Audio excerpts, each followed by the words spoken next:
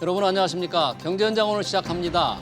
증시가 이틀째 강세입니다. 뉴욕 시장도 미 FDA가 화이자 백신을 정식 승인했다는 소식으로 일제히 올랐는데요. 이번 주는 한미 통화정책 방향을 가늠할 중요한 한 주입니다. 미국 잭슨홀 심포지움, 한국은행 금통위에선 어떤 언급과 결정이 나올지 주목됩니다. 시장의 최대 관심사는 통화정책에 따른 코스피의 향방입니다. 오늘의 반등이 일시적인 걸까요? 아니면 재상승의 신호탄일까요? 하반기 투자 전략까지 살펴보겠습니다.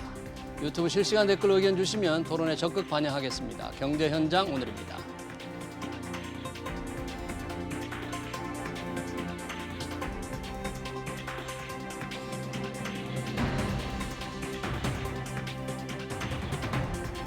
네, 외국인 투자 동향, 미국 통화정책 방향 토론하기 위해서 두 분 모셨습니다.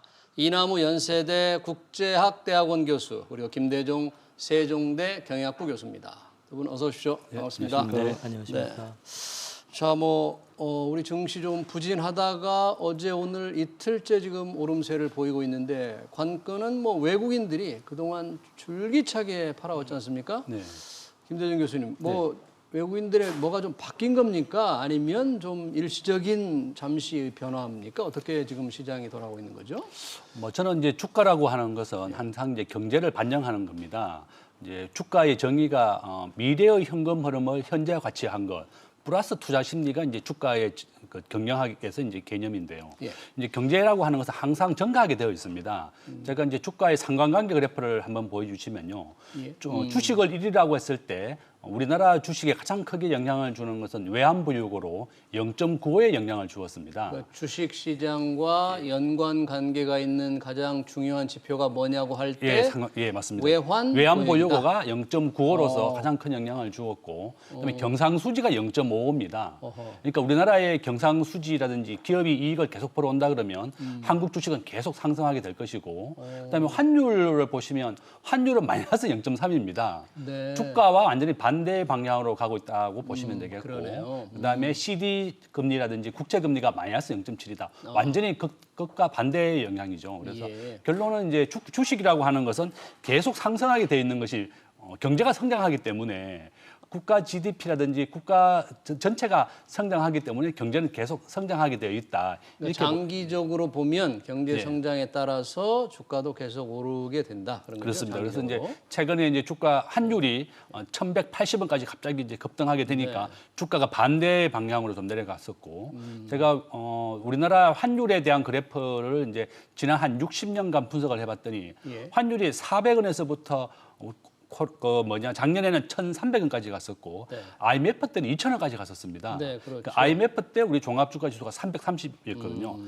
그다음에 이제 2008년도에 1,600원까지 갔었다. 그래서 이제 항상 우리나라의 국제금융의 그 위기가 오는 것이 환율이 1,300원을 넘어갈 때입니다. 그러니까 환율은 항상 우리나라 종합주가지수의 반대 방향으로 하지만 주가라고 하는 자체가 기업의 전체 이익을 반영하는 거기 때문에 계속 성장하게 되어 있다. 그래서 항상 주식이라고 하는 것은 우량한 주식을 장기 투자하며 문제가 없다. 알겠습니다. 굉장히 좋다. 이렇게 얘기하는 이유다. 이렇게 볼 수 있습니다.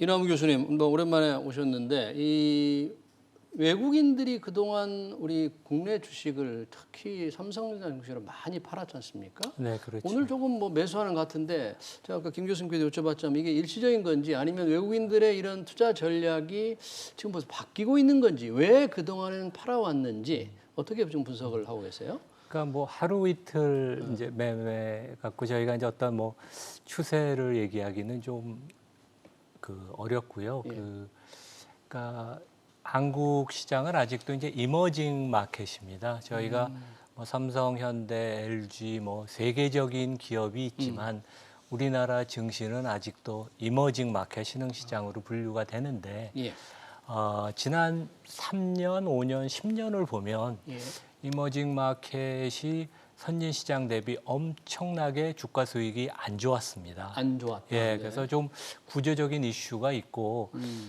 저희가 10년 전만 해도 브릭이라는 얘기를 많이 썼죠.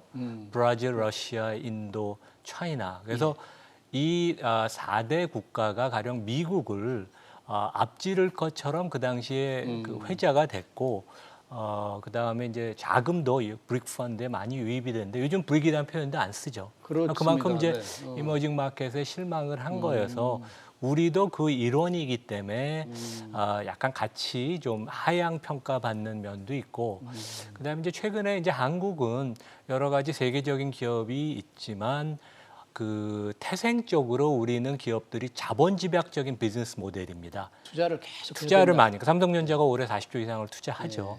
그게 이제 결국 경쟁력의 원천이지만 그만큼 시장은 삼성전자나 다른 경기 관련주의 미래 이익을 예측하기가 어렵습니다. 거의 불가능할 정도로. 근데 이제 이런 주식들은 시장에서 페널티를 계속 받거든요.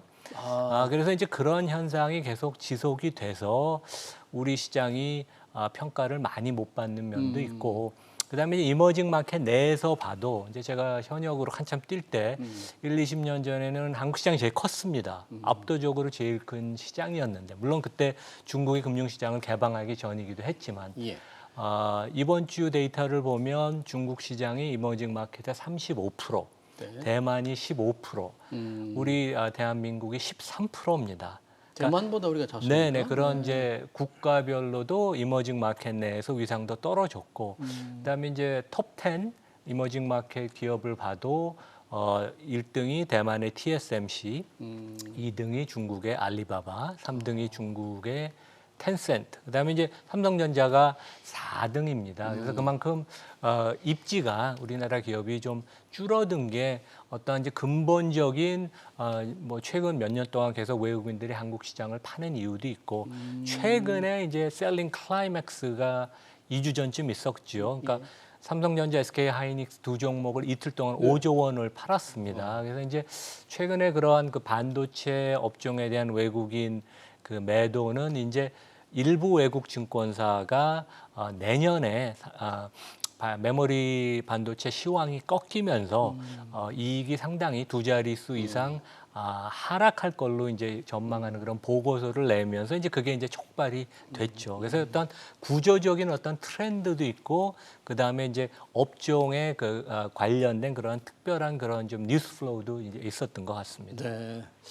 뭐 삼성전자만 조금 좁혀서 얘기하면 이제 우리 이나훈 교수님 이제 반도체 업황이 조금 부진할 거라는 일부 레포트 그런 게 좀 있고 또 이게 미국 지금 통화 정책 이른바 뭐 양적 자산 매입 규모를 줄이는 테이퍼링이 조금 빨라지는기 때문에 선진국에서 돈이 빠지는 게 좀 더 많은 게 아닌가 뭐 이런 분석도 있는데 그러면 삼성전자에 대한 외국인들의 시각 최근에 사는 건 하루 이틀 사는 거는 큰 의미가 없나요? 어떻게 좀 바뀐 건 아닌가요? 저는 이제 테이퍼링이라고 하는 자체가 우리가 2008년도에도 있었고 리먼 브라더스 파산했을 때도 테이퍼링을 있었습니다.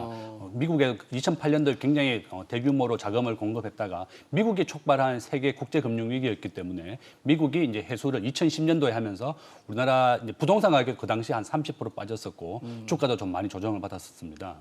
그러니까 이제 작년에 우리가 코로나19를 맞으면서 미국이 선제적으로 전 세계 달러를 풀었습니다.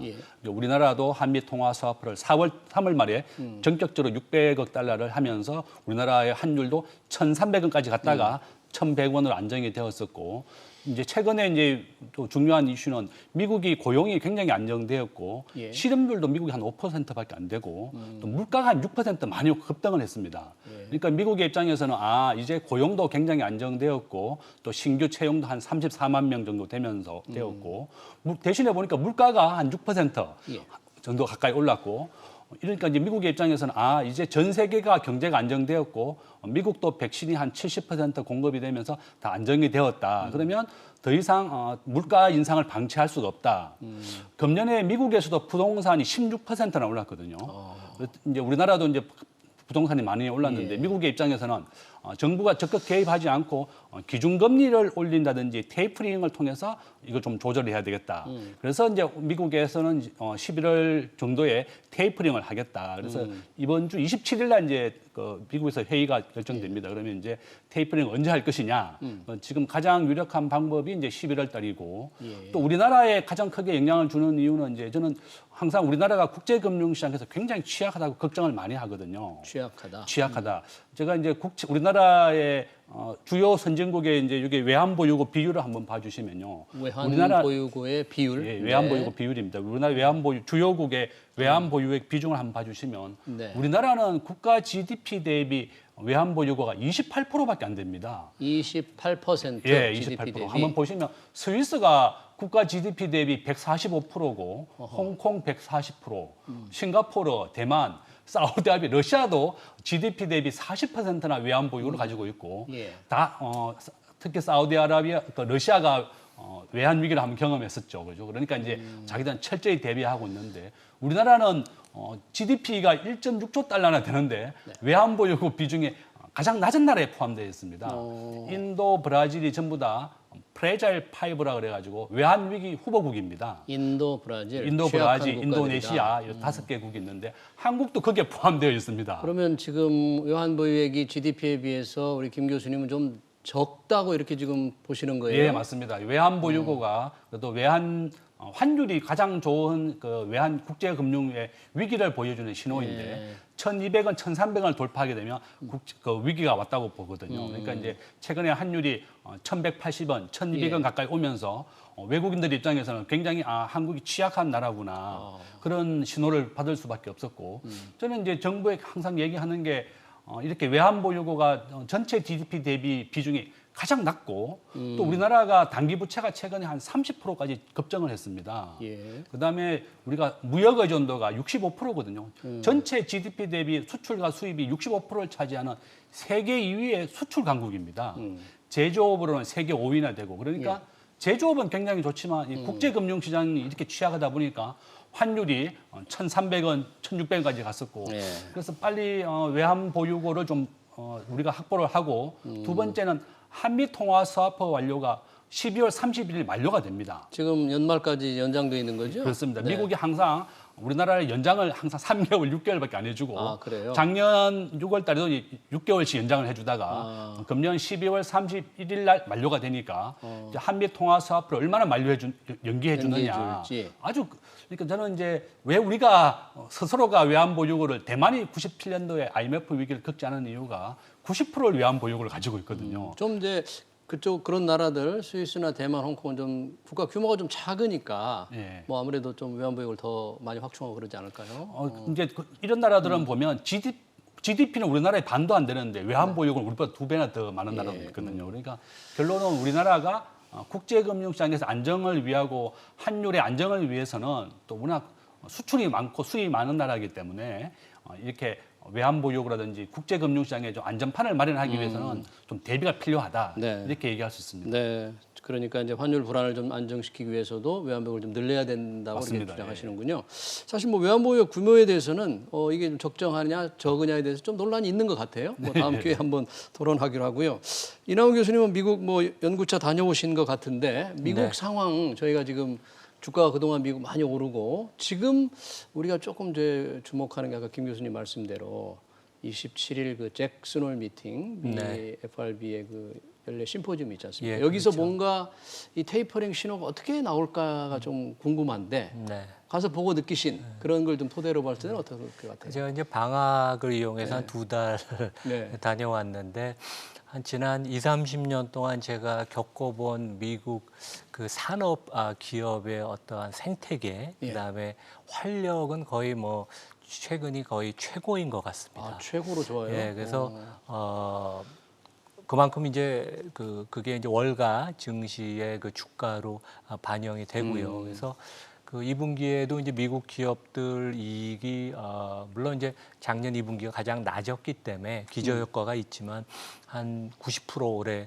이익이 증가했고 올해 12개월 전체로 보면 한 45% 이제 올해 기업 이익이 증가한다고 봅니다. 그래서 올해 이제 S&P 기준으로 주가가 20% 올랐는데 우리가 이제 보통 얘기하는 그 주가 수익 배수 이제 퍼로 놓고 보면 21배로 연초나 지금이나 뭐 비슷합니다. 오히려 퍼는 조금 떨어졌는데 그게 주가가 20%가 올랐지만 기업 이익은 그거보다 더 올랐기 때문에 상향 조정이 돼서 이제 밸류에이션이 이제 그 정도 수준인데 그래서 뭐 충분히 펀디멘털이 뒷받침이 되는 그런 월가 상황이고 어제도 뭐 미국 주가가 오르고 네. 계속 뭐 최근에 강세를 보이고 계속 뭐 우리나라 수없이. 시장하고는 이제 디커플링이 되는 그러한 근본적인 이유가 저는 있다고 그는 생각을 그게 합니다. 미국 기업이 수익성이 이렇게 좋다. 그렇죠. 예.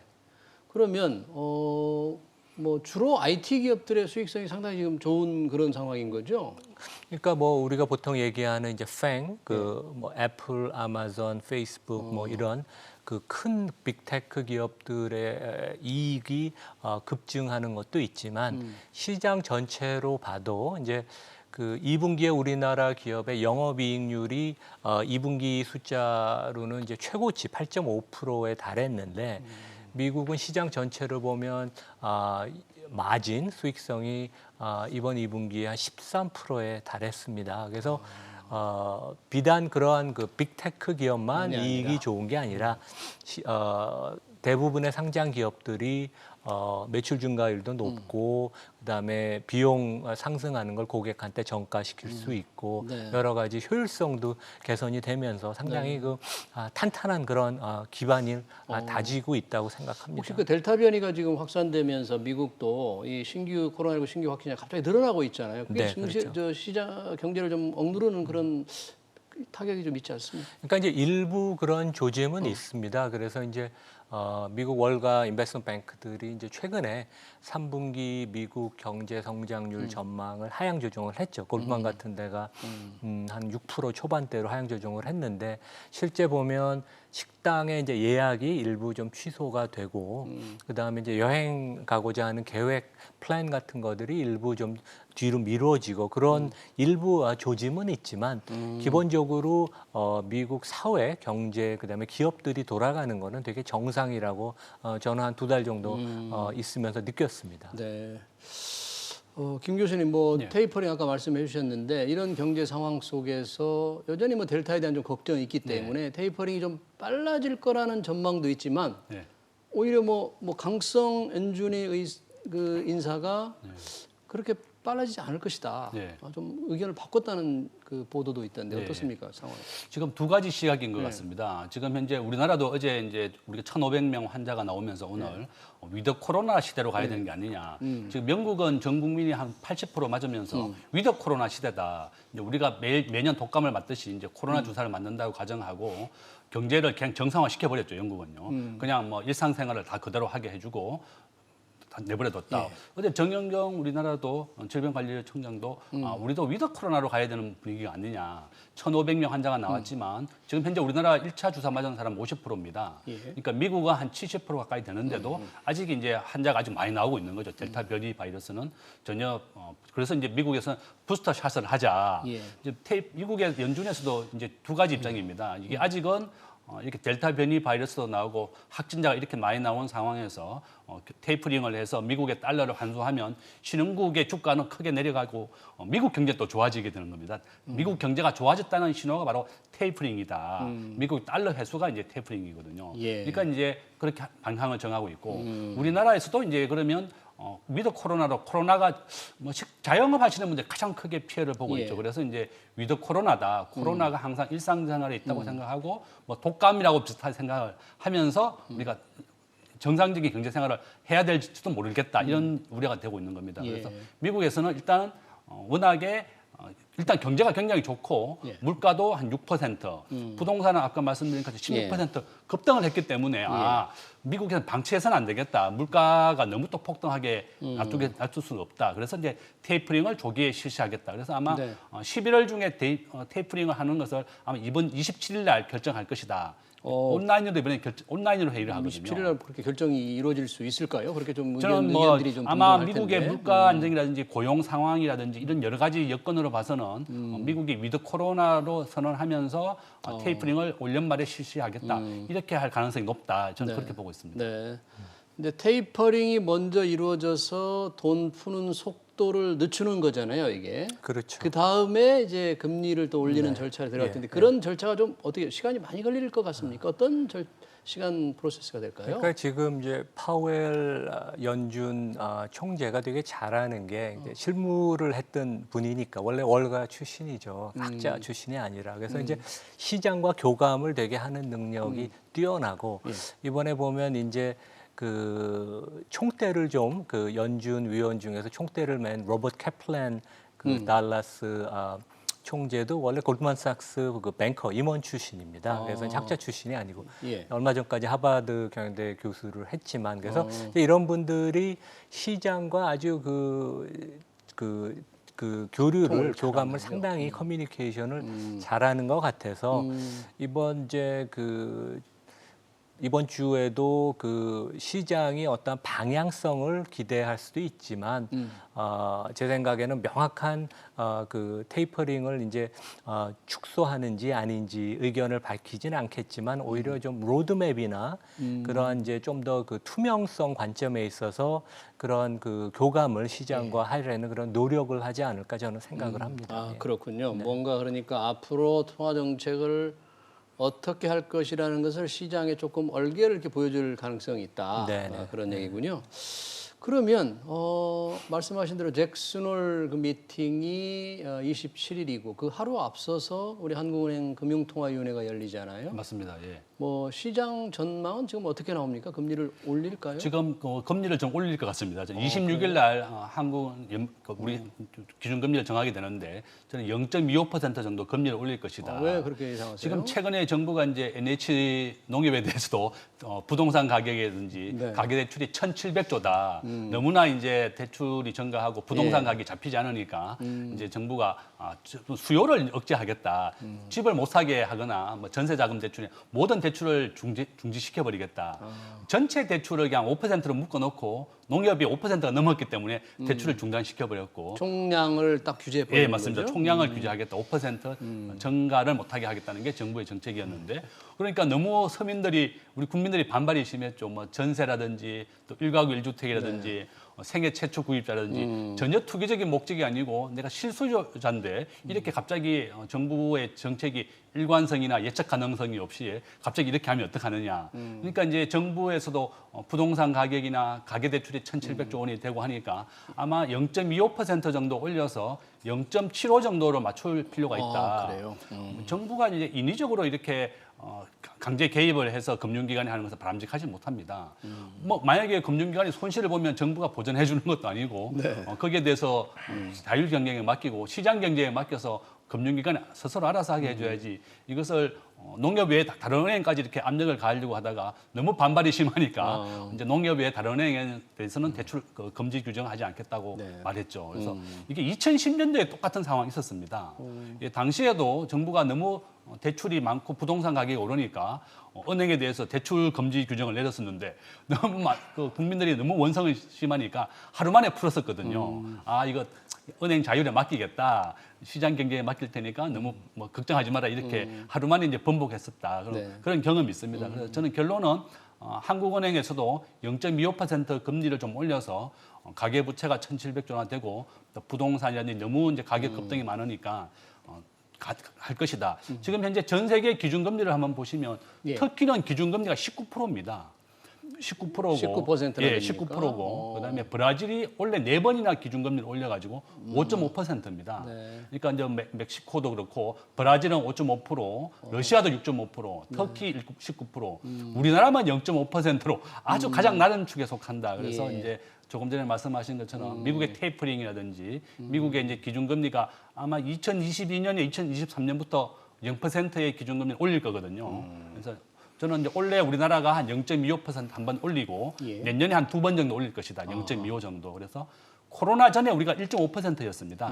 그러니까 이제 경제가 정상화되는 가정하에서 내년까지 한 1.5%까지 올릴 것이다. 그렇게 저는 예측하고 있습니다.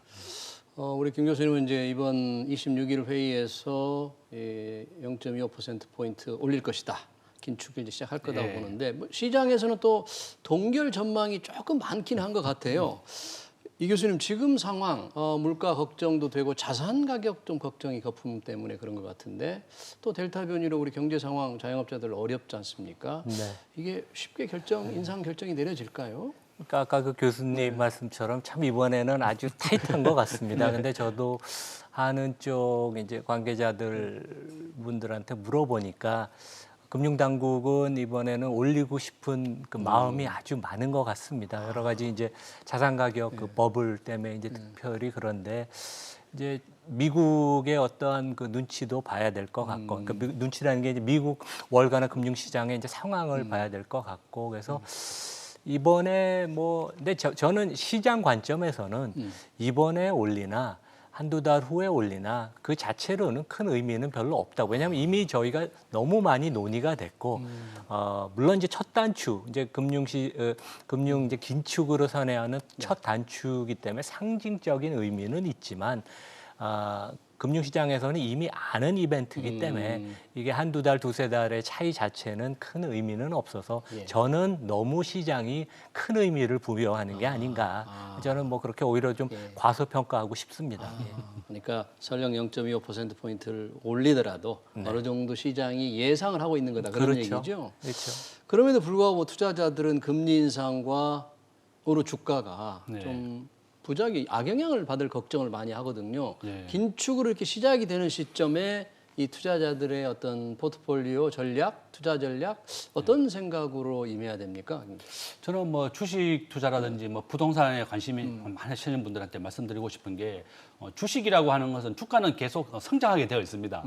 굉장히 이제 우리가 급등하거나 급락하거나 그런 변동성은 굉장히 크지만 굉장히 안정적으로 성장하고 있는 게 바로 주가고 삼성전자도 뭐 지난 한 10년 기준으로는 한 5배 정도 성장을 했거든요. 예. 10년 동안. 이제 20년 97년도 기준으로 하면 삼성전자 100배 올랐습니다. 딱. 97년 97년도를 기준하게 되면 한 100배 정도 올랐고, 그다음에 이제 전체적으로는 종합주가 지수는 이제 그 당시 IMF 기준으로 했을 때 우리가 종합주가 지수가 330이었습니다. 네. 그러니까 지금 우리가 3,100 정도 되니까 한 10배 정도 종합주가 지수는 최바닥에서 한 10배 정도 올랐다. 예. 그러니까 삼성전자 한 100배 정도 올랐고, 근데 애플 주식을 한번 봐주시면 애플 주식은 지난 20년 기준으로 보면 1,200배 정도 올랐어요. 지난 20년 기준 1,200배. 예, 그래서 저는 이제 주식 투자하시는 분들한테 항상 얘기하는 게 1200 경제라고 하는 것은 항상 성장하게 돼 있고 전 세계 주식 시장의 5%를 차지하는 게 미국 시장입니다. 그러니까 애플은 전 세계에서 시가총액 1등이고 지금 현재 시가총액이 3,000조거든요. 우리나라 전체 시가총액이 코스닥하고 코스피하고 합쳐서 2,700조입니다. 그러니까 애플 한 개 주식이 우리나라 전체 주식을 다 사고도 남을 만큼 시가총액이 큰 회사고, 그래서 저는 주식하시는 분들한테 너무 한국 주식에도 하지 말고 세계 일등 주식에 한 반반씩 섞어서 해라. 네.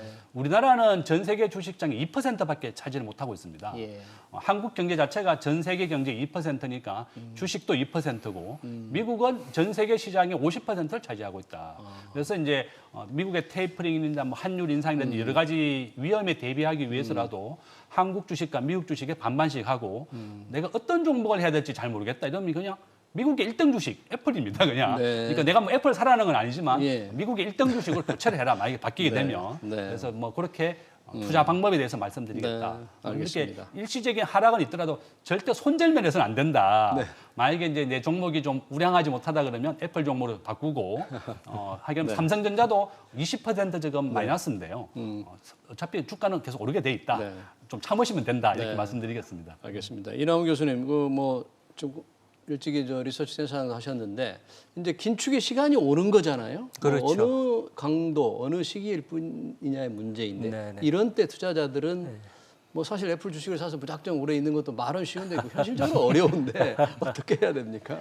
그러니까 뭐 지난 10년 이제 데이터를 갖고 항상 이제 얘기를 해야 되는데 그 미국 주가는 지난 10년 동안 이제 배당이 재투자된 걸 감안하면 연 한 14% 올랐습니다. 예. 대한민국 우리 주가는 연 7%. 근데 삼성전자가 연 16% 올랐거든요. 삼성전자를 빼면 나머지 주식은 연 한 4% 올랐습니다. 그래서 이제 국민연금도 그 해외 투자를 늘리는 이유가 그뭐 합리적인 이유라고 저는 생각을 하거든요. 그래서 이제 개인들도 분산 투자를 하시고 해외 투자를 좀 상당히 늘리시는 게, 그러니까 우리가 생활에서 쓰는 그러니까 이제 제가 그 얼마 전에 책을 낼 때도 이제 추천한 종목 중에 하나가 코스트코. 코스트코. 허쉬라는 초콜릿, 네, 그다음에 허쉬 루이비통, LVMH라는 그 명품 회사 이런 회사들이 지난 뭐 1, 20년 동안 뭐 주가가 연 10% 이상 계속 올랐습니다. 그래서 기업의 성장을 같이 장기적으로 공유한다는 그런 개념인데 단기적으로는 저는 하반기, 그러니까 남은 한 4, 5개월 동안 미국 주가가 너무 최근에 많이 올랐어요. 그러니까 한 그 지표가 거래일 기준으로 지난 200일 동안 미국 S&P가 5% 이상 조정을 받은 적이 없습니다. 그러니까 상당히 지금 주가가 너무 모든 게 완벽하게 시장에 반영된 오히려 그게 더 항상 위험하거든요. 생각 못한 리스크가 있어서 그래서 저는 미국 시장이 조금 조정을 받을 거로 생각을 하고 한국 주가는 이미 좀 많이 빠져서 미국 주가랑 디커플링은 못하겠지만 미국 주가보다는 하락의 폭은 조금 작을 걸로 봅니다. 하지만 뭐 장기 투자한테는 뭐 5% 10% 정도 빠지는 거는 오히려 저점 매수할 수 있는 기회니까 너무 이렇게 우려를 안 하는 게 좋을 것 같습니다. 이 두 분의 말씀을 요약해 보니까 해외 좋은 주식에 좀 눈을 돌리자. 이제 국내 시장 전체 경제 규모라든지 시가총액 규모만 해도 적으니까 그런 쪽으로 좀 요약할 수가 있겠네요. 네, 맞습니다. 잘 알겠습니다. 시장 동향 그리고 테이퍼링 문제 잘 들었습니다. 지금까지 이남우 연세대 국제대학원 교수 그리고 김대종 세종대 경영학부 교수였습니다. 두 분 고맙습니다. 네, 감사합니다.